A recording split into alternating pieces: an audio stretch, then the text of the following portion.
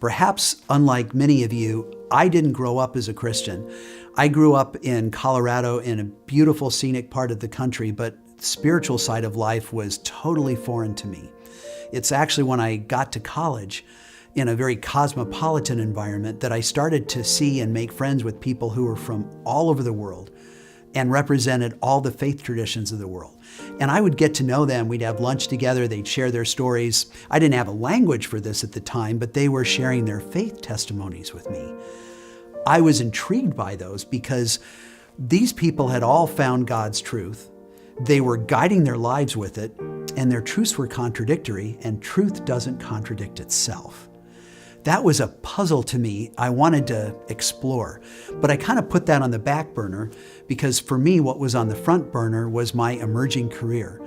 So I graduated from school with a business degree and I took a job in a multinational consumer products company. I was assigned to toilet paper. And I remember, honestly, my first week, my mother gave me a call and she said, "Chucky, you're flushing your career down the toilet." And at first, I didn't feel that way, but to be honest, within about 6 months, I started to. We were assigned to a toilet paper brand that was over-engineered. It was softer and thicker than anyone wanted to pay for. What made it so hard for me was that we needed to take 30 sheets off of each roll and wind them more loosely so that the diameter of the toilet paper was the same as before the sheet count reduction. And then we took a tiny increase in the thickness of the paper, and my job was to market it as new and improved. New because it had 30 fewer sheets, and improved because it was thicker.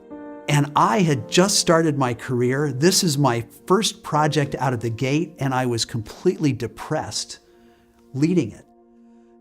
And although I didn't have a language for this, I started to realize that as I'd been growing up, I'd been living out a storyline that wasn't officially taught to me in school, but I caught it in the culture. That as you grow up, you go to school and you get good grades so you can get a good job and make lots of money and retire comfortably and die with a lot of toys to pass on. And I was at the part where I had gone to a really good school and I got really good grades and I got a really good job and I was making really good money and I was really miserable and I had absolutely no idea what to do with that. And in a sense of desperation, it was kind of like having a midlife crisis in my 20s. I remember one night in my bachelor pad, I was just sitting there trying to figure out, what do I do with this? What does my work life look like? I knew there was no way I was going to motivate myself to continue to do this kind of work for decades, but I didn't know what to replace it with.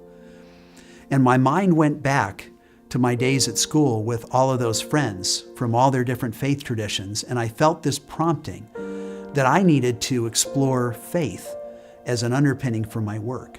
I didn't know why at the time, but it was my frustration with work that ultimately led me to faith. After more than 10 years of searching, in November of 1996, I came to Christ as a 30-something young adult. And my passion at that point was to integrate faith not just into my work life, but into all of my life. And as I became involved in local church, I was just stunned to discover that the local church in general does so little with work life. That's the place where most of us spend most of our waking hours, so why wouldn't faith at work be a central area of focus? And for me, it started me down the path of what today I would describe as a calling. God called me into a career, a vocation, to help myself and other Christians integrate faith and work.